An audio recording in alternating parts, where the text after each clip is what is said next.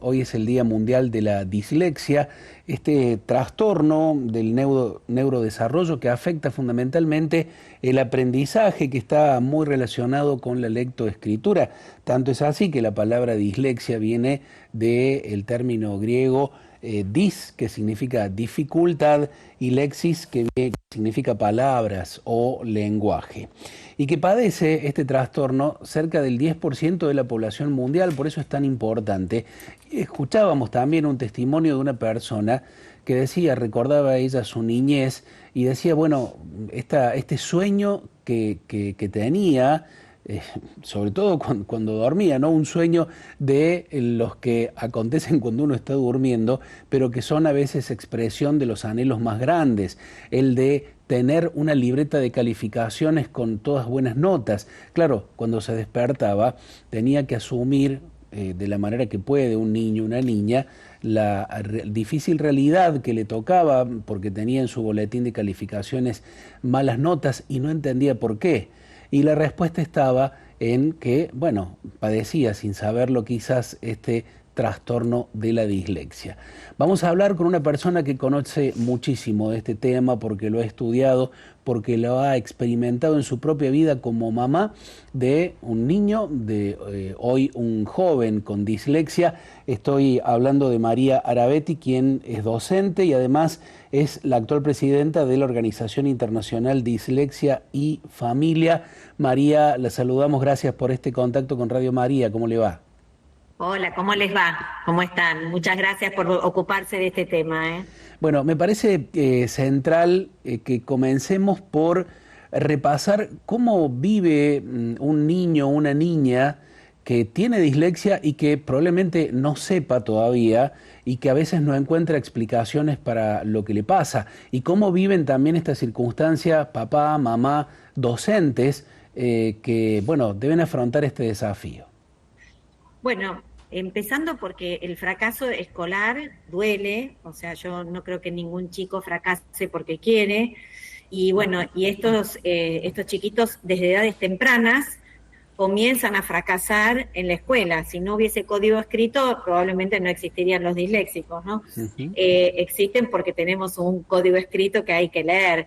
Y bueno, desde edades muy tempranas, ya en sala de 4, sala de 5, hay como cierto despistaje que podemos observar y que estos chicos ya empiezan a fracasar. En el lenguaje, como bien dijiste vos al principio, es una primera señal de alerta. Chiquitos que no se vinculan bien con los dibujos o con las letras, que no recuerdan los nombres de los compañeros, que no se atan los cordones. Bueno, son pequeñas señales de alerta que ya muestran por hacia dónde va el fracaso. Ni que hablar cuando empezamos ya la enseñanza de la alfabetización y estos chicos empiezan a hacer agua, ¿no? Entonces empiezan a cargar como la mochila pesada de lo que es no llegar a tiempo, no terminar de copiar del pizarrón, no escribir en tiempo y forma, no poder relacionar los sonidos del habla que tenemos a nivel cerebral con el dibujo, el grafema con el fonema, y bueno, y esto empieza a ser mella en la construcción de la personalidad y de la autoestima de estos chicos desde edades muy tempranas, ¿no? Por eso imaginamos que es tan importante poder diagnosticar, si cabe el término, porque hay que decir también que esto no es una enfermedad, ¿no? Hay que diferenciarlo bien. Es un trastorno que tiene que ver con el neurodesarrollo. ¿Cómo podemos hacer, cómo está haciendo la ciencia, quizá todos los estudios que se hacen para adelantar lo más posible ese diagnóstico, ese detectar este trastorno en cada persona? Lo más importante es, bueno, lo que nos une hoy, que es el Día Internacional de la Dislexia, hacerla visible porque es una condición invisible. Creo que, digamos, la cosa va por la formación docente, que es quienes observan a los chicos todos los días en el aula. No nos corresponde a nosotros los docentes hacer el diagnóstico, pero sí la observación, a ver qué está pasando, porque las familias, por ahí si tenemos un papá abogado, un papá recolector de residuos, no tienen por qué saber qué es una dificultad específica de aprendizaje, pero las maestras tendríamos que tener una formación en este sentido para observar y hacer la derivación correspondiente, que puede ser En edades muy tempranas, una fonoaudióloga especialista en lenguaje, y si no, las psicopedagogas con orientación neurocognitiva, que son quienes hacen los diagnósticos, quienes cuentan con los test específicos para hacer un diagnóstico.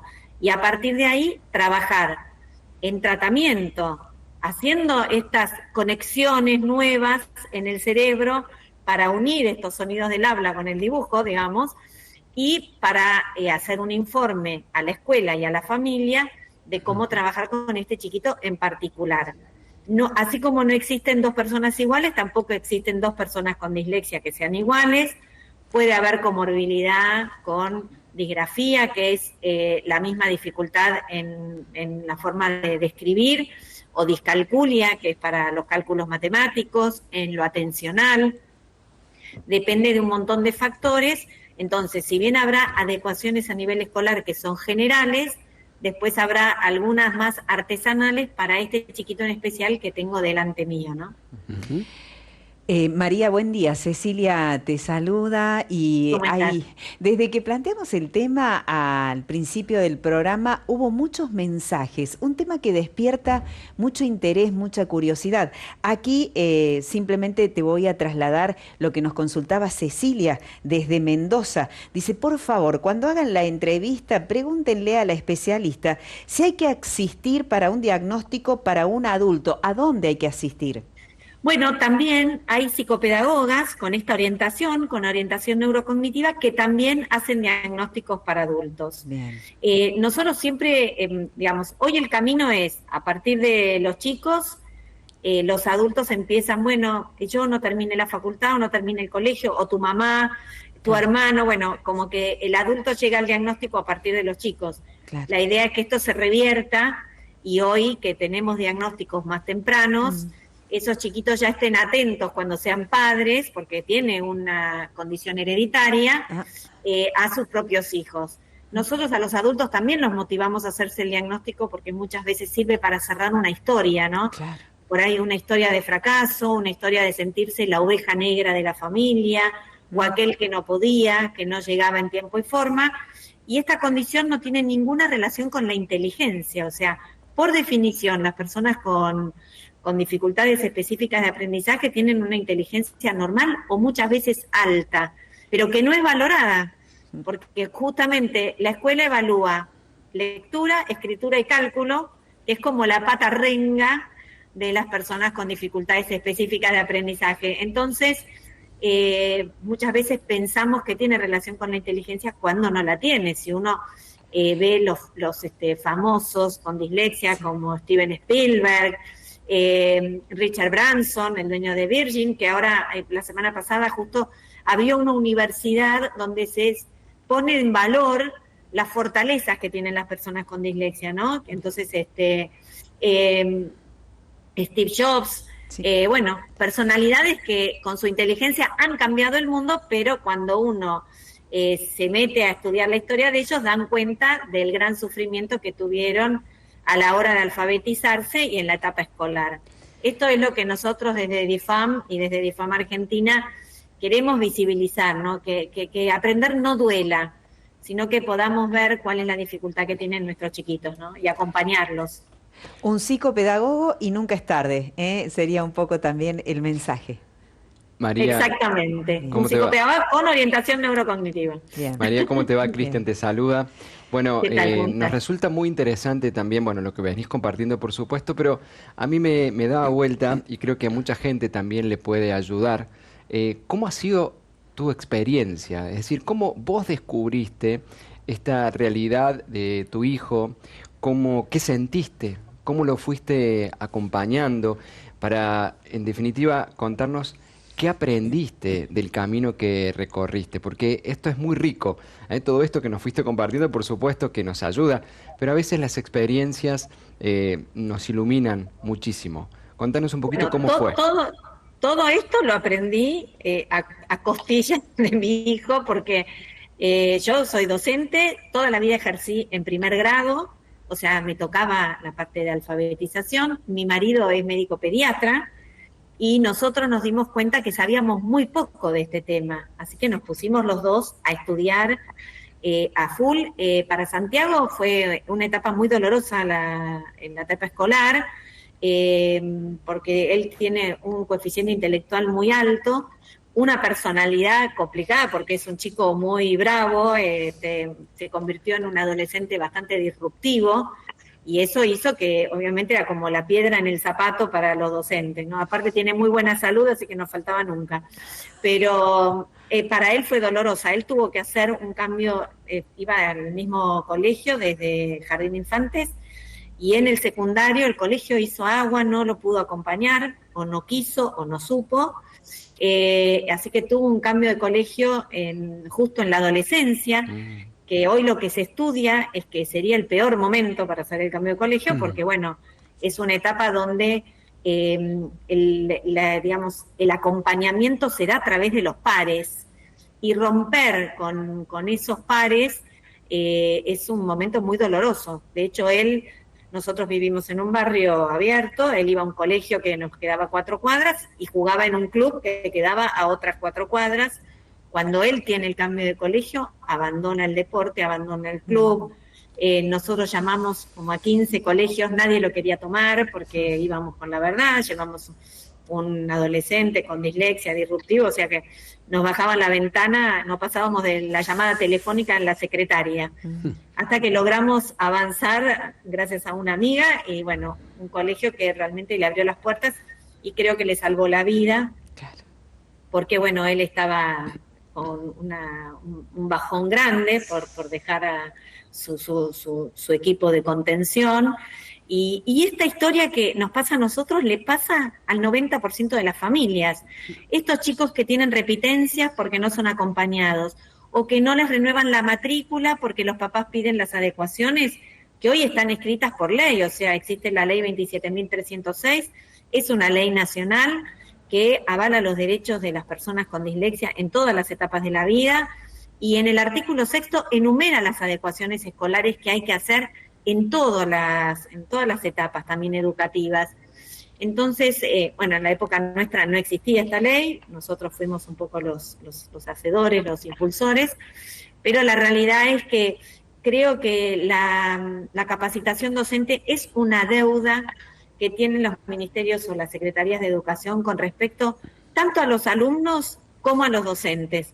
Porque, ¿qué pasa? Las familias muchas veces nos enojamos con los maestros, pero si no tienen una capacitación en este sentido, también son víctimas de un sistema, ¿no? Sí, sí.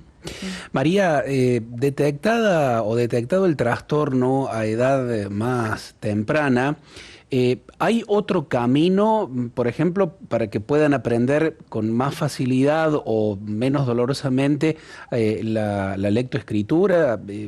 ¿Hay Sí, otro totalmente. camino ahora? Sí. Bien. Una vez que se hace el diagnóstico y los chicos comienzan tratamiento, uno ve que hay una gran mejoría. Van a seguir teniendo dislexia, sí, porque es una condición que acompaña toda la vida, entonces probablemente no tengan la fluidez lectora que tiene un lector hábil, pero empiezan a leer, empiezan a tener una mejor relación con lo que es el aprendizaje, y hoy también, digamos, tenemos todo lo que es nuevas tecnologías que viene a ayudarnos, a acompañarnos, ¿no? Yo siempre cuando doy charlas en las escuelas, en los coles, digo, bueno, tendríamos que empezar a armar como una biblioteca digital, donde sepamos qué documental ver sobre determinado tema de historia o de geografía, porque eso ayuda, digamos, nos pone en igualdad de condiciones a todos, y creo que es como ahí una pata que tenemos que aprender a utilizar primero nosotros los docentes para poder enseñarle a los chicos. La tecnología no es solamente para usar Instagram, sino que sirve también para los aprendizajes, y hoy en este sentido hay mucho.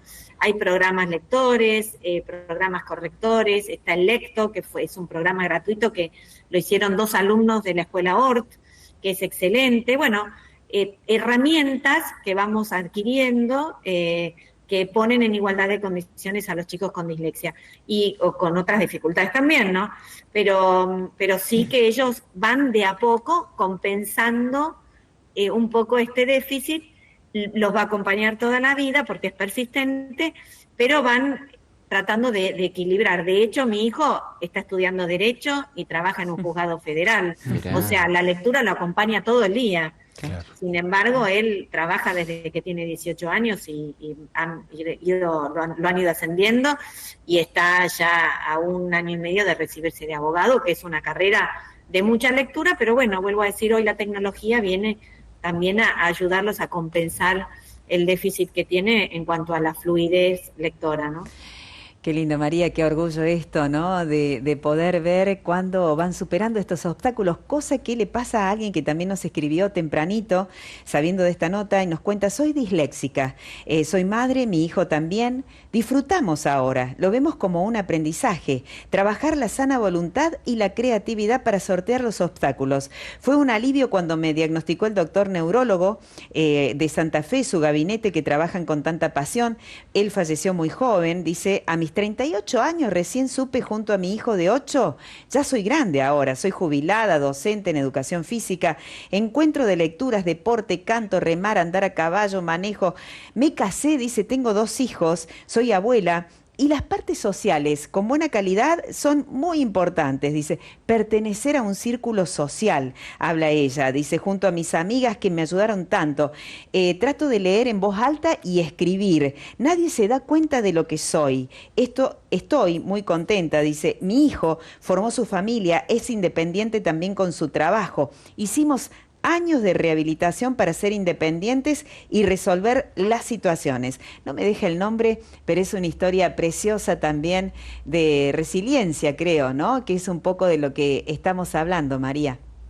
Totalmente. Sí, que cada historia es diferente y también hay historias tristes, ¿no? Porque en la adolescencia, sobre todo, nosotros nos llegan chiquitos que se enferman, que los domingos hacen dolores de panza, tenemos chicos con, lamentablemente, con gastritis crónica, con autolesiones, intentos de suicidio.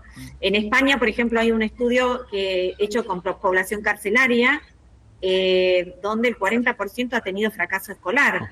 Entonces, bueno, acá hay como una deuda, sobre todo también nosotros lo vemos a través de la asociación. Cuanto más vulnerable es la familia, hablando de por ahí de condición socioeconómica vulnerable, también es vulnerable en este aspecto porque les cuesta más conseguir un profesional adecuado, llegar al diagnóstico, sostener el tratamiento. Muchas veces los papás tampoco saben de qué se trata. Y bueno, en esto nosotros tratamos de acompañar a las familias también en que traten de llegar al diagnóstico porque esto es necesario. El diagnóstico nos da como la base sobre la cual vamos a trabajar con este chiquito en particular, ¿no? Más allá de las generalidades. Así que así como hay historias como la de Santiago, como la de esta mamá, que digamos son resiliencia pura, gracias al esfuerzo tal vez de ellos mismos y de la familia y probablemente de los profesionales y de la escuela que los acompañaron, también tenemos de lo otro y mucho nosotros en la asociación, que por eso es tan importante hoy visibilizar este día como un semáforo, ¿no? Una luz que se enciende azul turquesa para saber que esta condición existe y que necesitamos acompañarla, ¿no? Y saber bien de qué se trata. María, recién hablábamos de la capacitación docente, que de hecho también los mensajes lo están recordando, reafirmando, y pienso también en la capacitación a los padres. Vos como madre, como mamá, ¿cómo es o cómo debe ser el acompañamiento? Pensaba en esto, emocional, porque los papás sobre esto tienen una cercanía muy importante, ¿no? El profesional se ocupa de lo profesional, pero los papás tienen este vínculo emocional.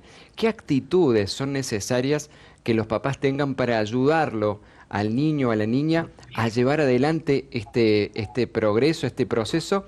Por supuesto, en colaboración con las potencialidades de él, ¿no? Porque creo que hace falta mirar lo bueno, bello y noble que se tiene para que desde allí podamos construir. ¿Cómo debe ser ese acompañamiento emocional, María? Y esto que decís vos es fundamental. Primero, como papás, descubrir también el potencial que tienen nuestros hijos, cuáles son sus fortalezas, ¿no? Porque la dificultad está más que a la vista muchas veces. Exacto.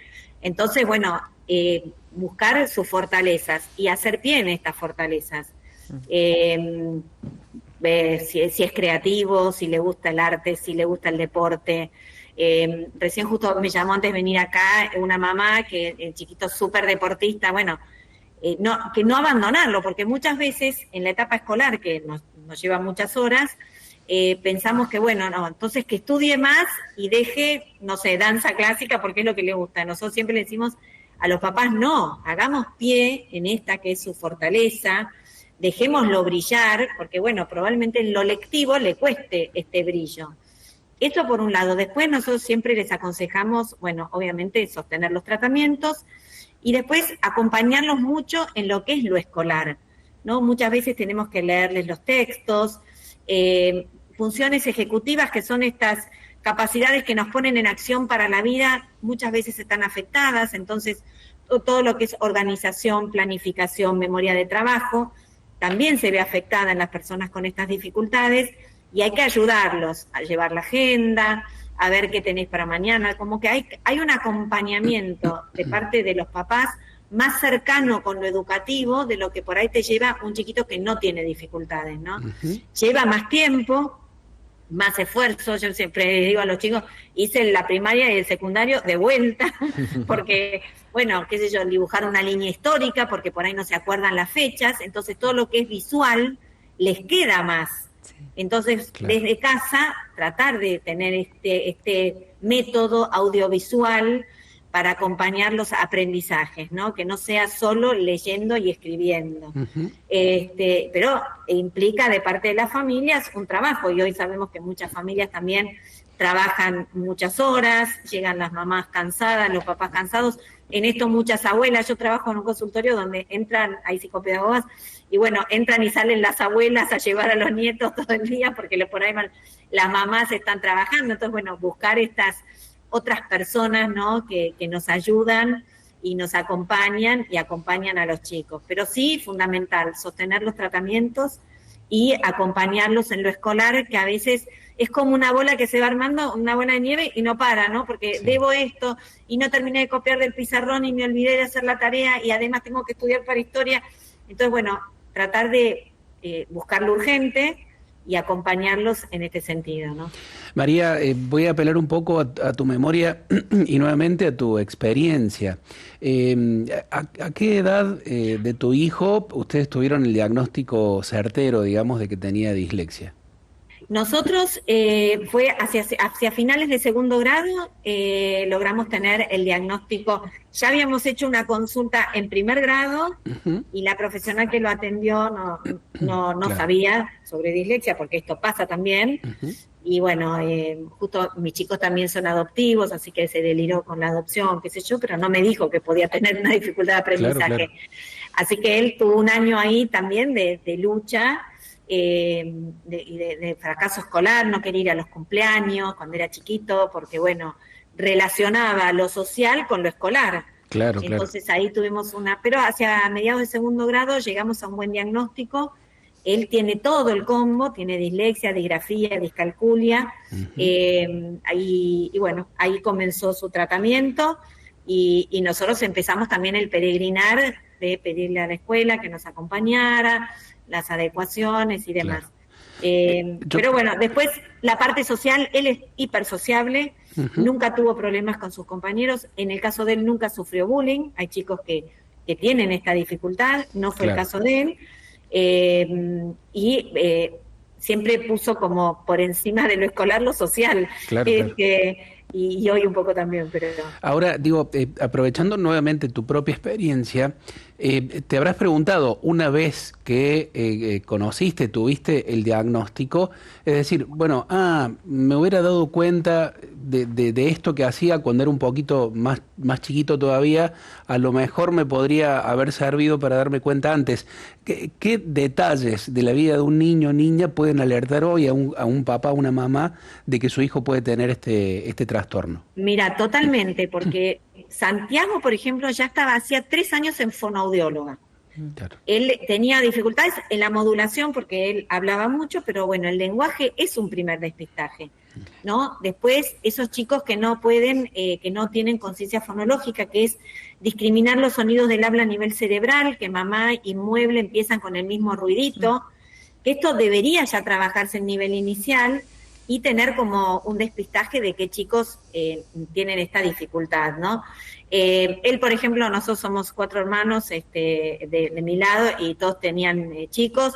Nunca, cuando era chico, nunca se sabían los nombres de los primos. El primo, el rubio, bueno, como que eso también, cuando no aprenden los nombres de los compañeros, los días de la semana, todo esto hace, de todas maneras, nosotros lo que hicimos fue, frente al fracaso escolar a la hora de alfabetizarse, nos metimos en un sitio que decía las 33 características del niño con dislexia y él tenía 66, no 33, Claro. tenía todas las características. Así que ya cuando llegamos a la segunda psicopedagoga ya sabíamos que iba por acá el diagnóstico. De todas maneras se lo evaluó como corresponde, pero digamos, hoy hay muchas señales de alerta que lo que se sabe a nivel neurociencias, digamos, es que hay que trabajarlo a nivel inicial para que las maestras ya tengan como unas pequeños, se les enciendan semáforos en los chicos que si yo lo trabajo y no lo logran, y bueno, a ver qué está pasando con este chiquito, ¿no? Claro. Y hacer la derivación que corresponde. Ellas no van a diagnosticar, pero sí pueden hacer una derivación más temprana, porque hoy lo que nosotros vemos es que muchos chicos llegan al diagnóstico hacia finales de 3er grado, cuando todos terminaron de alfabetizarse y están aprendiendo a través de la lectura, me doy cuenta que este chiquito no lee. Claro. Y hoy se sabe que la ventana de mayor plasticidad cerebral es entre los 4 y los 7 años, por eso se alfabetiza a esa edad, y por eso tan importante estos diagnósticos tempranos, ¿no? María, nos cuenta aquí Yamila, ella es psicopedagoga, hace muchos años que acompaña a los niños en este camino y a jóvenes también con dislexia. Dice algo que me resuena en un avance que hicimos de un video de alguien que contaba su experiencia en el colegio. Es lo difícil que se hace en los años de escolaridad, en donde esperamos que los niños y jóvenes disfruten de esta etapa, de aprender junto a otros. Por el contrario, he visto a jóvenes vivir con mucho temor y angustia esta etapa del aprendizaje. Me recuerda a un joven que me decía, quiero morirme con todo lo que tengo que estudiar. A repetición expresaba esto y con angustia. Hice muchas intervenciones con sus docentes para que pueda aprender con los ajustes que requiere atender esta dificultad de aprendizaje. Hoy nos cuenta con orgullo Yamila que este niño está en el 2º año de la universidad. Un poco lo que vos contabas, ¿no? Quizás la clave, digo, está en esto, en prestar mucha atención cuando hay dificultad en el aprendizaje. Totalmente, mira, hace 3 semanas tuvimos un congreso nosotros, el 6º Congreso Iberoamericano acá en Buenos Aires, que fue para toda Argentina, y hubo también gente del exterior conectada, y un chiquito de 9 años justamente dio su testimonio y dijo esto: hay días que quiero desaparecer y hasta quiero morirme, ¿no? Es un chiquito de la provincia de Santa Fe, de Rosario, y fue como muy movilizante para todos los que estábamos ahí, porque uno dice, bueno, en esta edad donde los chicos deberían disfrutar los aprendizajes, ¿no? Este chico estaba en tratamiento, la madre estaba ahí como medio en la lucha para que la escuela lo acompañe. Bueno, saber que a veces estas heridas en edades tempranas después quedan para toda la vida, ¿no? Es muy difícil sanarlas. Y por más que las familias le digamos a los chicos, no, pero vos podés, vas a ver, le pongamos la psicopedagoga, la tutora, estudiemos con ellos. Si al día siguiente no hay ciertas adecuaciones a la hora de estudiar, de aprender y de evaluar, estos chicos fracasan. Entonces, todo este esfuerzo que estuvieron poniendo cae en saco roto y eso genera una herida grande en su autoestima y a veces es muy difícil de subsanarlas. Por eso todos, yo digo, siempre somos como las 4 patas de la mesa, ¿no? La familia, la escuela, el profesional externo y el mismo chiquito. Y todos tenemos que trabajar en equilibrio en beneficio del chico, ¿no? Claro. Y sobre todo en secundario está bueno trabajar digamos, en equipo con el mismo chico. ¿Te sirve esto? ¿No te sirve? ¿Preferís porque este interlineado o esta letra está bien o la necesitas más grande? Como que empoderar a los chicos en cuáles son las adecuaciones que le van a servir, porque después él va a poder defender sus derechos también en el nivel universitario, pero esto lo tenemos que enseñar también, ¿no? Es un verdadero sistema, en el cual todos tienen que sumarse con su parte. Y aquí es donde hablamos de verdadera, pensaba, ¿no? Verdadera inclusión. Todo el sistema se adapta para trabajar especialmente sobre los que están más vulnerables, porque tenemos la misma dignidad y los mismos derechos, ¿no? Por aquí hay testimonios muy lindos que van compartiendo. Dice Mónica: buen día, queridos hermanos. 2 de mis hijos padecen de dislexia. El mayor no se cambió de colegio por consejo de la psicopedagoga, porque ya estaba en el secundario. La menor, con su personalidad muy segura, decidió cambiarse en el 5º año del primario. Ambos esa dificultad los fortaleció. Hoy en día a ambos le va muy bien en la vocación que eligieron. Bendiciones. Qué bueno. Hay muchas, la verdad que hay tantas historias. Imagínense que es 1 de cada 10, es la estadística a nivel internacional. Es altísima. Si uno lo evalúa desde la escuela y tenemos un aula de 25 chicos, tenemos que pensar que hay por lo menos 2 por aula, pero alrededor del 80% están sin un diagnóstico certero. Entonces, por ahí están haciendo agua en la escuela y no sabemos por qué, ¿no? Porque nadie se pone a evaluarlos en la lectura, a ver si comprenden lo que leen. Por eso, bueno, tan importante visibilizar esta condición, ¿no? María, para quienes, bueno, por un diagnóstico tardío no han sabido y han afrontado estas circunstancias tan difíciles y realmente han padecido mucho, se aconseja el acompañamiento, además de el psicopedagogo, la psicopedagoga, de acompañamiento psicológico también en algún aspecto.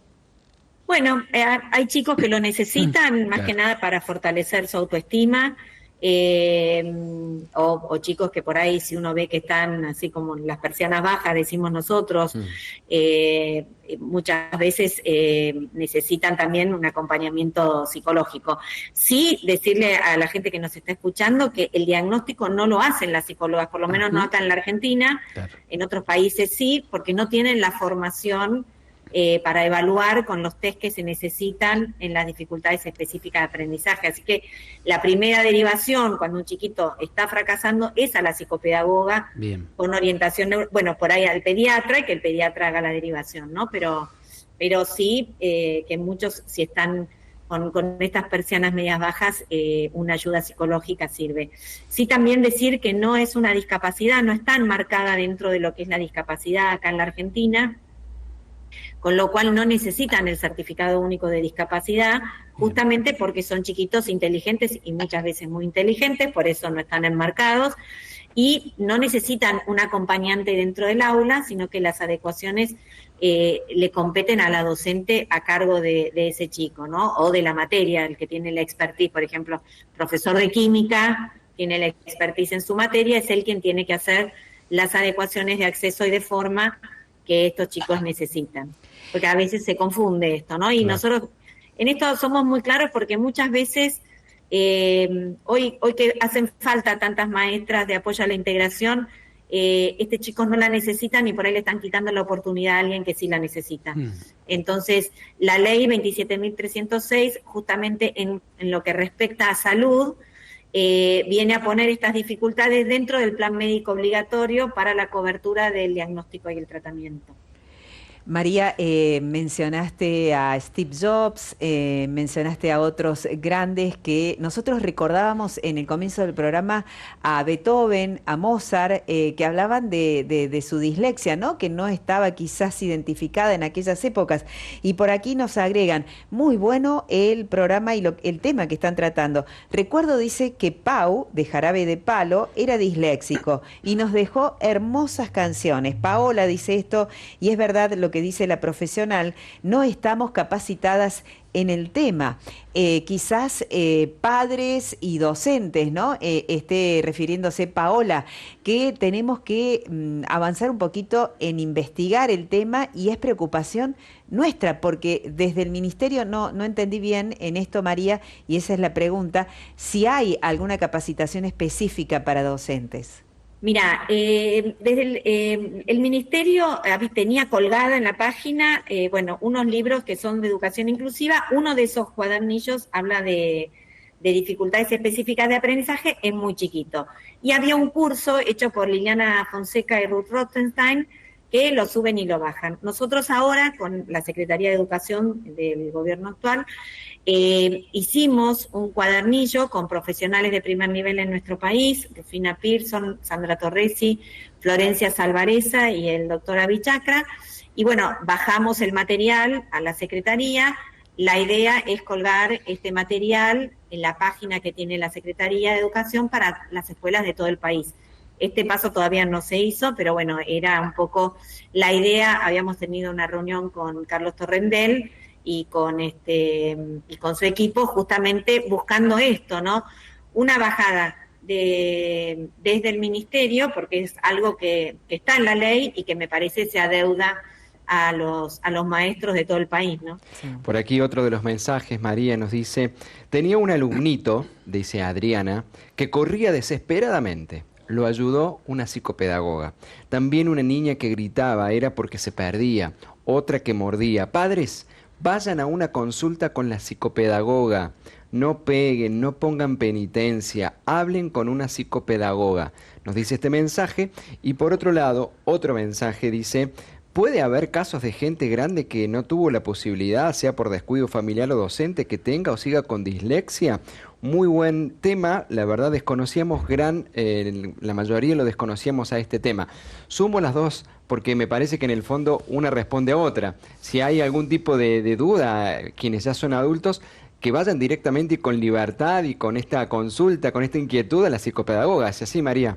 Totalmente. Miren, nosotros le hicimos ya en su vida adulta el diagnóstico a Sebastián Estebanés, que es el padrino de la asociación, a Adolfito Cambiaso, mejor jugador de polo, que su mujer es la madrina de la asociación, y muchos adultos llegan a DIFAM Argentina pidiendo que les aconsejemos, bueno, a dónde ir para hacerse el diagnóstico. Yo creo que es algo bueno, que uno, bueno, vuelvo a decir, sirve para cerrar a veces la historia personal.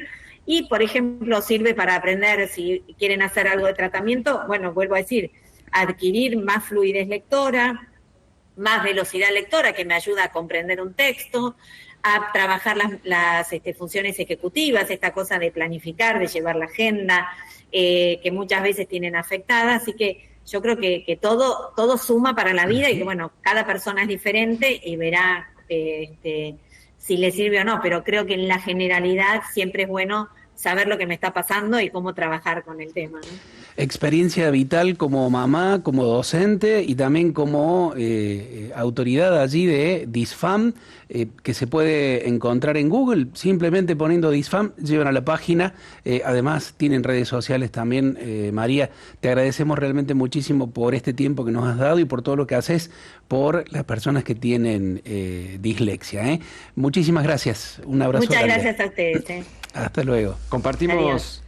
Compartimos ahí, Javi, en la página web, lo tenemos allí en Los Zócalos para quienes se quieran acercar a esta asociación, esta ONG, que la pueden encontrar en internet, www.disfam.org, ¿no? Allí la Organización Internacional Dislexia y Familia, Javi. Así es, DISFAM, así como suena, que viene del griego, como habíamos dicho, de discapacidad, y